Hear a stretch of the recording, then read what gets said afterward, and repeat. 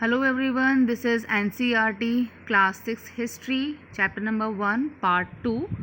Part 1 में हम page number 6 तक कर चुके हैं और पेज नंबर 6 के लास्ट से हम पार्ट नंबर 2 में पढ़ना स्टार्ट करेंगे. Yes, page number 6. One, past or many.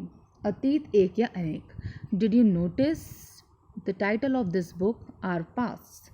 We have used the word pasts in plural to draw attention to the fact that the past was different for different groups of people.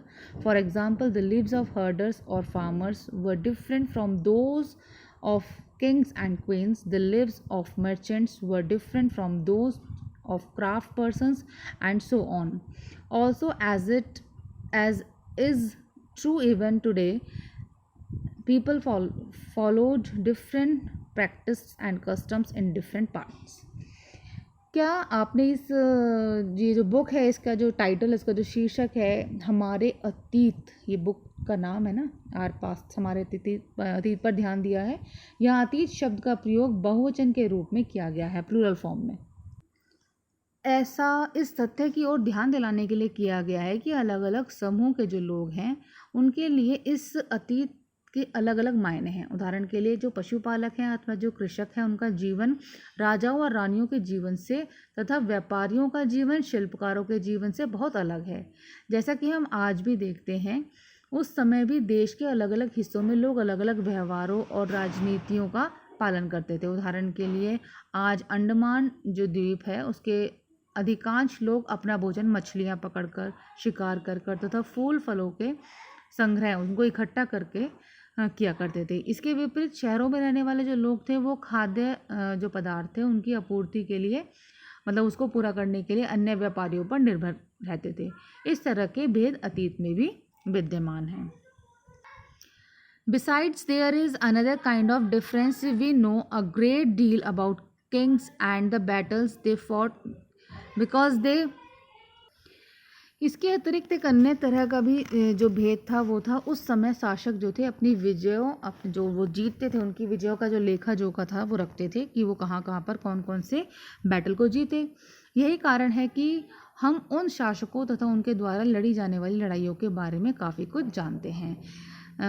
जबकि ordinary people such as hunters, fishing, flock gatherers, farmers or herders did not keep recording of what they did. While archaeology helps us to find out about their lives, there is much that remains unknown. जबकि जो शिकारी थे, जो मछुआरे थे, संग्राहक थे, कृषक थे अथवा जो पशुपालक थे, उन जैसे आम आदमी जो थे वो प्राय अपने कार्य का लेखा जोखा नहीं रखते थे. जो पुरातत्व थे, जो आर्कियोलॉजिस्ट थे, उनकी सहायता से हमें उनके जीवन को जानने में मदद मिलती थी. हालांकि अभी भी इसके बारे में बहुत कुछ जानना बाकी है. What do dates mean? जो तिथि थी, जो डेट थी, उनका क्या मतलब है? If somebody asks you to date, you will probably mention the date, month and year 2000 and something. These years are counted from the date generally assigned to the birth of Jesus Christ, the founder of Christianity. So 2000 means 2000th year after the birth of Christ. All dates before the birth of Christ are counted backwards and usually have to letter BC, before Christ, added on. In this book, we will refer to date going back from the present using 2000 as our starting point. अगर कोई आपसे तिथि के विषय में पूछे तो आप जो है वो शायद उस दिन की तारीख, माह, वर्ष, जैसे 2000 या इस तरह का कोई और वर्ष बताओगे. वर्ष की यह जो गणना है वो ईसा धर्म प्रवर्तक जो थे ईसा मसीह के जन्म की तिथि से की जाती है. जब ईसा मसीह का जन्म हुआ उससे पहले का समय और उससे बाद का समय. जो पहले का समय है वो ईसा पूर्व कहलाएगा, जो बाद का समय है वो ईसा वो कहलाएगा. उसके बाद का समय ईसा से पहले का समय और ईसा के बाद का समय. ईसा के जन्म से पूर्व की जो सभी तिथियां हैं वो ईसा पूर्व से पहले कहलाती हैं के रूप में मानी जाती है. और इस पुस्तक में हम 2000 को अपना आरंभिक बिंदु मानते हुए वर्तमान से पूर्व की तिथियों का उल्लेख करेंगे. ईसा मसीह के जन्म से पहले का जो समय है वो बिफोर क्राइस्ट BC, और जो बाद का समय है वो AD कहलाएगा। अब हम यहाँ पर पूरा पढ़ लेंगे। यहाँ पर letters with dates. BC we have seen stand for before Christ. You will sometime find AD before dates. आप कई बार देखते हैं कि यहाँ पर AD भी लिखा होता है कई बार डेट से पीछे। जो अंग्रेज़ी में BC है वो हिंदी में ईसा पूर्व है, और उसका तात्पर्य है, उसका मतलब है बिफोर क्राइस्ट, ईसा से पूर्व। कभी कभी आप जो डेट लिखी होती है उसमें AD लिखा होता है, हिंदी में इसका मतलब है ईसा, मतलब ई लिखते हैं हम। और यह एनो डोमिनी नाम के 2 लैटिन शब्दों से बना है। इसका तात्पर्य ईसा मसीह के जन्म से के वर्ष से है। और कभी कभी AD की जगह CE तथा BC की जगह BCE का प्रयोग होता है। CE जो अक्षर होता है वो कॉमन इरा तथा BCE का है बिफोर कॉमन इरा के लिए प्रयोग होता है। हम ये हिस्ट्री की बुक्स में ज़्यादातर डेट्स पर देखते हैं, लिखा हुआ ऐसा ही है, इसलिए मैं आपको समझा रही हूँ। हम इन शब्दों का प्रयोग इसलिए करते हैं क्योंकि विश्व के अधिकांश देशों में अब इस कैलेंडर का प्रयोग सामान्य हो गया है। भारत में तिथियों के इस रूप का जो प्रयोग है वो लगभग 200 वर्ष पूर्व आरंभ हुआ था।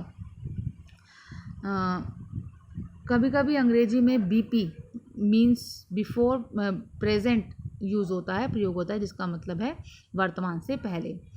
पेज नंबर 3 पर 2 तिथियां हैं, उनका पता लगाना है। इसके लिए आप किसी अक्षर समूह का प्रयोग करेंगे, मतलब यहाँ पर सेट ऑफ लेटर्स का हम प्रयोग करके देखेंगे बाद में इसको नेक्स्ट वीडियो में, और आप भी इसको खुद करेंगे।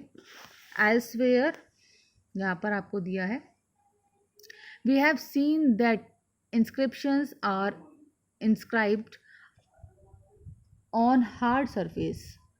Many of these were inscribed several hundreds of years ago. All inscriptions contain both scripts and languages. Languages which were used as well as scripts have changed over time. So, how do scholars understand what we inscribed? This can be done through a process known as डिसीफरमेंट। जैसे हमने पहले पढ़ा कि जो अभिलेख हुआ करते थे वह कठोर सतह पर लिखे हुआ करते थे, और इसमें से कई अभिलेख कई सौ वर्ष पूर्व पहले लिखे गए थे। सभी अभिलेखों में लिपियों और भाषाओं का प्रयोग हुआ था, और समय के साथ साथ अभिलेखों में प्रयुक्त भाषाओं तथा लिपियों में बहुत बदलाव भी आ चुका है। विद्वान यह कैसे जान पाते हैं कि क्या लिखा था? इसका पता अज्ञात लिपियों का अर्थ निकालने की एक प्रक्रिया द्वारा किया गया है। यहाँ पर ये जो आपको दी गई हैं, अगर ये इस तरीके का मुझे